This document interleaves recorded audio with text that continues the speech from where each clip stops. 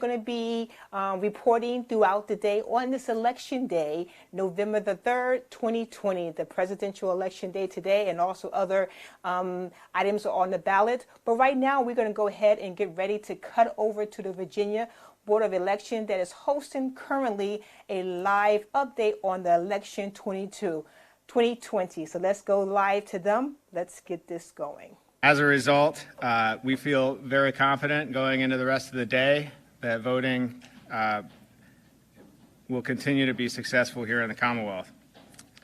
I'll have another briefing at 4 p.m., at which point we'll go over the results, reporting that will occur after the polls close, and then we'll have another update at 9 p.m. So that's all I have for you this morning, and I'm happy to take any questions. Dina will lead us off. Do you have any numbers on overall turnout in the Commonwealth so far for those who have been voting today? No, we don't track that. Anything we would have would be anecdotal. We have seen swift movement through the polls, not long lines, and people generally being able to come in and out in the polling locations.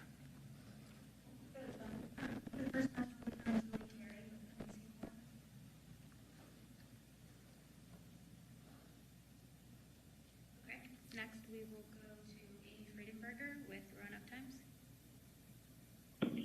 Hi, and I'm not sure if this is something that you would be able to answer at this point or later in the day, but I was wondering if you have a sense of the share of absentee ballots that are likely to be counted today before the 11 p.m. cutoff.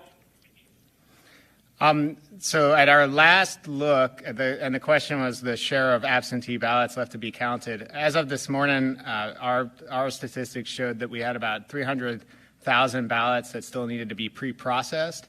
And so that is roughly about the same number that we had in 2016 on Election Day. And so we feel confident that the registrars are in a position to be able to get through a large number of those through this evening, but I'll have more information at 4 p.m. Can you tell us about the minor issues, and also have you seen any kind of indication at all of voter intimidation in any way? The question was to talk a little bit about the minor issues and whether there was any voter intimidation. We've had no reports, to my knowledge, of voter intimidation at the polls. It's been a very smooth process at all the polling places across the Commonwealth. The minor issues are typical things that we see, machines that were not operating at the start, but voting continues in those situations. And so we haven't had any indication that voters were turned away or that there was any inability for them to cast their ballot. Watson with 13 News. Hi there. Yes, I wanted to ask a question about, you mentioned the early voting numbers earlier. Speaking so far today, what effect do you think it's had that we've seen higher early voting turnout on the actual election day turnout this year? Has it eased the process at all? Could you speak to any effect that you've seen so far?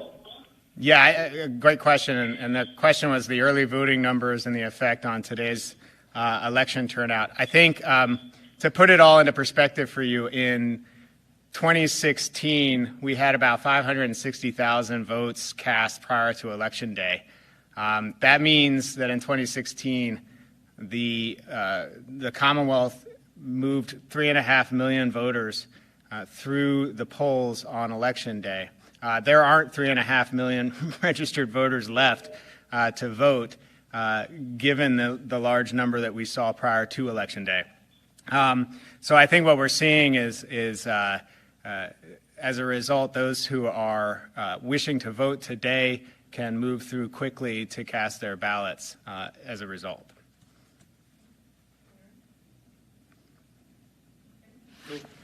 We have received several calls in the newsroom from people who are going to the polls, and then they're saying they've already voted via absentee ballot, and they swear they haven't voted before.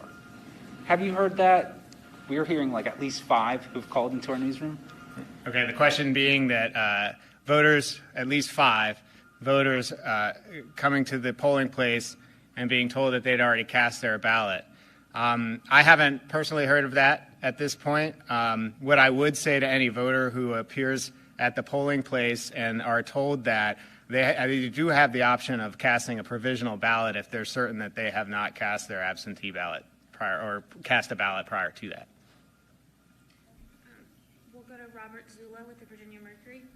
Robert. Hi, thank you. I think on the call you might have started before we heard. I was just wondering if you could repeat the total number of voters who had cast ballots through Saturday in the early voting period. Sure. So the total number of ballots cast, 2,754,134. Of those, almost 1.8 million were cast in person, and 956,000 cast absentee by mail. Thank you very much.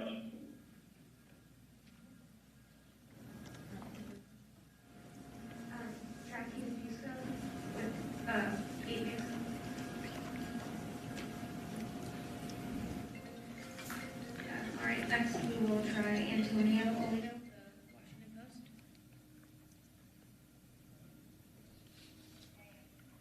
All right, we'll try Michelle Hankerson, WHRO. Yeah, hi. I jumped on the call a few minutes late, so sorry if this is makes you repeat yourself. But is there any sense, will most of Virginia be done counting their ballots tonight? Is it too early to tell? Where are we with that? Thanks, Michelle. The question was, will most of the ballots be counted tonight? I'm going to go over the process for results at 4 p.m. and talk about that and have a little better sense. I think it's a hard thing to predict, but I'll have more information about that at 4 p.m. tonight. Okay, great. Thanks. I guess what would be your main message to Virginians right now who are sitting on the edge of their seat, waiting for all this to happen? I mean, what's your main message to everybody on this day today? The question being, what's our main message to the voters in Virginia for today? I would say, first of all, if you haven't voted, please get out there before 7 p.m. and cast your ballot. I think, secondly, just like everything else in 2020, it's a unique year. I think we should be prepared for a unique night and a unique week with regard to elections. The governor was up here just last week talking about election week rather than election night, and I think that's a pretty powerful message for everybody to be aware of. And I think that it's been really an election season. Virginia's been voting since September 18th. We've seen just an incredible number of votes cast here in Virginia already. I think it's going to make for a smoother day today. And in Virginia, we are in a position where we've been pre-processing absentee ballots by mail, but that's not the case around the country. So I think everybody should be prepared for a little bit longer night and probably a longer week as we go through the ballots here and make sure that every single ballot is counted. And I think that if there's one main message that we want to put out there, we in elections have always spent time to make sure every single ballot's counted, and we're going to do that just like we've done with every single election, because every ballot matters. Every ballot should count, and we're going to do that. So I keep referring to my high school algebra teacher who said it's more important that you get it accurate and right than you get it fast, and that's what we're going to do in Virginia. John Blackwell, Richmond Times-Dispatch.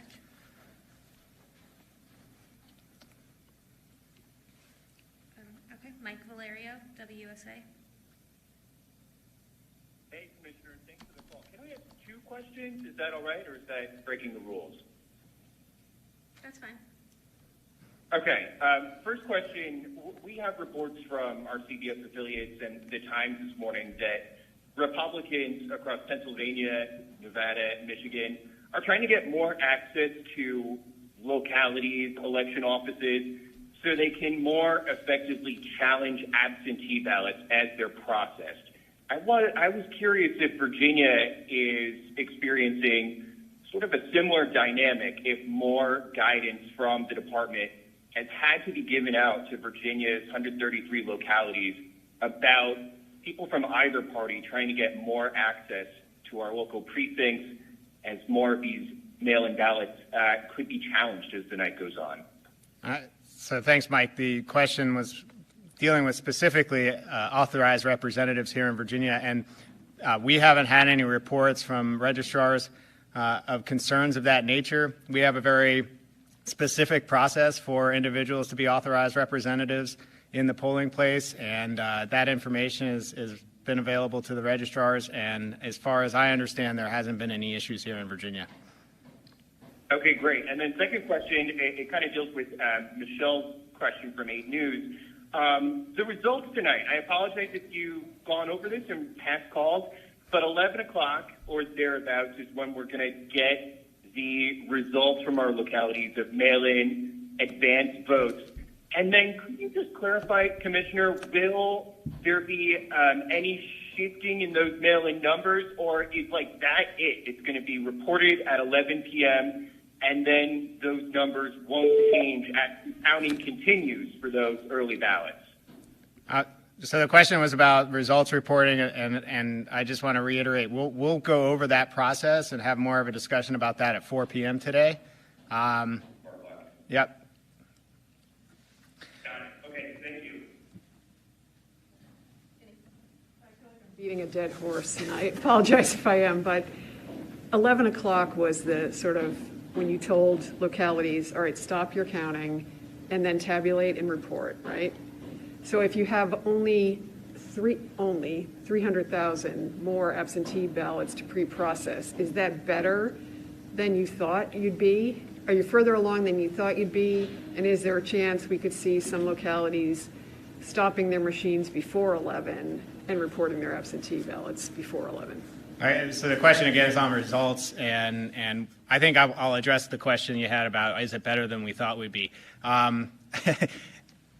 Again, I'll repeat, 2020 has been a unique year, so I didn't think much about where we'd be, for the most part, because everything has been so unexpected. What I will say is that looking at the numbers, there's about 300,000 ballots out there to pre-process, which is about where we were in 2016 on Election Day. And so the best I can say is that we're in a very good position here in the Commonwealth, and we can talk more about that, I think, at 4 p.m., where we'll be at the end of the night. Do you think it'll be earlier than 11? So I got out of the prediction game a long time ago. But what I will say is that Virginia is in a very good position because of the laws that allow the registrars to pre-process. And the registrars, and I will just say this, I'll take the opportunity. The registrars, the election officials across the Commonwealth have done incredible work this year. They have turned 80-hour weeks into 100-hour weeks, and they've processed through these 2.7 million votes already cast. They continue to work hard and will continue to work hard even after today to process ballots and to finalize the certification of the vote. And so I, for one, am impressed that they're in the position that they are in, having processed through all the ballots that they've processed through to this point. We'll go back to Antonio Oliva with the Washington Post.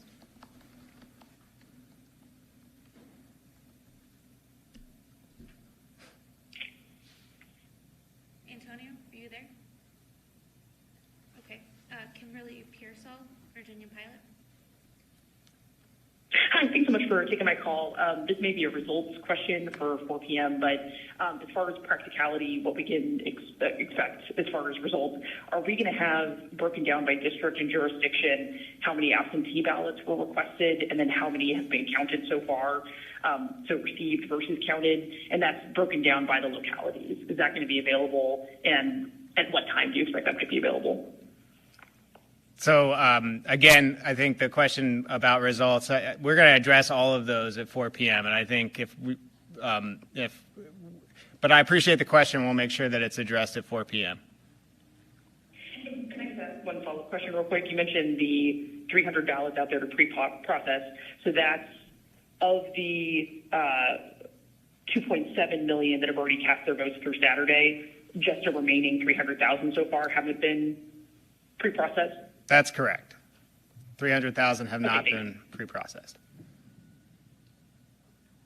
John Wheel with WVTF Radio. Hi, thanks for taking our questions.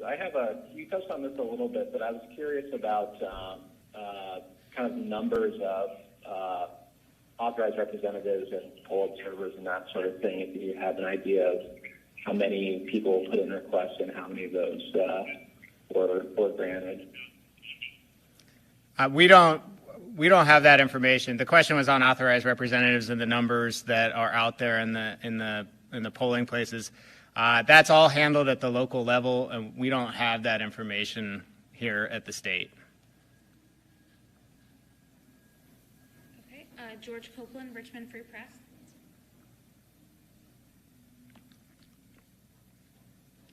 All right. We will try Barbara Britt with WMAL Radio. All right. Jill Palermo, Prince William Times.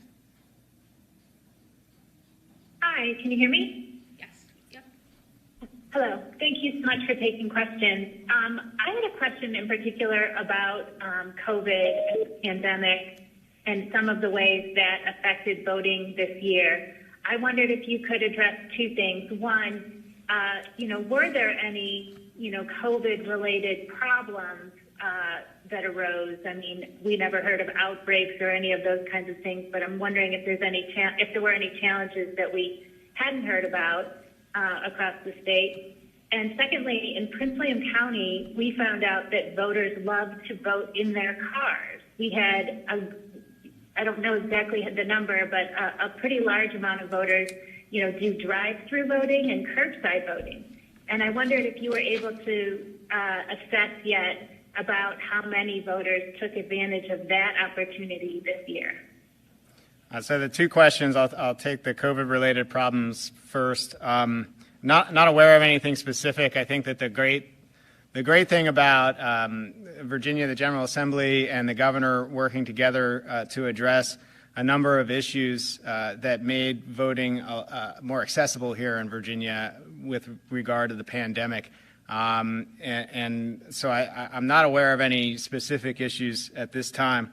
As far as you were referring to drive-through voting, that's not something we were tracking specifically as to that type of voting. That said, there was definitely an increase in this in that kind of voting simply because of COVID. And it's been a popular but a popular option that voters have utilized throughout the Commonwealth. And one more way in which Virginia was able to address this pandemic and voting and accessibility in this pandemic. So proud of the registrars for their creativity in ensuring voters have the ability to cast their ballot. One more on the ballot. So the last question will be from Caroline Eaker with WSET. Caroline? Okay, we will end it there then. All right, thank you. We'll be back at 4 p.m., and I promise we'll get into the results at that time. So thank you all for being here, and see you at 4.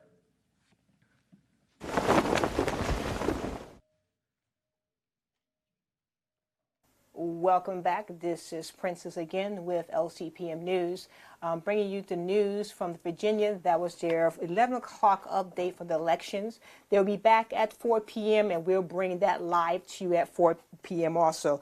But I have just a couple of quick highlights from the information that was passed out and that I just wanted to share with you, just in case you, like myself, probably didn't hear the beginning of that. But so far, it was reported about 2.7 million plus ballots have been processed. They have about 300,000 left to pre-process. The voting continues to go on. One of the messages that was put out is that if you have not voted and you are a registered voter in Virginia, to please go out and vote. There has been a question, a reference to any, some of the minor issues that they initially had in Virginia. The only thing that was reported was minor issues at the operating at the very start, but things seem to be going quite well here in the Commonwealth. There was a question in reference to voters' intimidation. As of right now, according to the press conference, there was none that has been reported yet in the Commonwealth. And as we always say, if you see something, say something. Let's see, the other question that came up was about the effects of early voting, and the impact for actually just 2020. And it was appeared to be that this year has been a success in terms of the early voting here in Virginia. So they are anticipating a good capture of ballots, hopefully later on by the end of the night. We should be getting results at 4 p.m. during their next press conference. They're going to go more into details as to how the results are going to be calculated and started to be released to the public. Again, we'll be back at 4 p.m. to capture more of the Commonwealth press conference in reference to election 2020. So stay tuned for all of your news information here in the Commonwealth on LCPM News. We're broadcasting on Facebook, Twitter, Periscope, and YouTube. You can like and subscribe us, and so we will continue to go on. We have a guest coming on at 3 p.m., so make sure you come back. Set the notification bell so you can get notified as to when we will be live again. Not going to keep you long. These are going to be in and out quick notifications, updates as we get information. So God bless you. Until next time, live a purpose-driven life, and we'll see you later.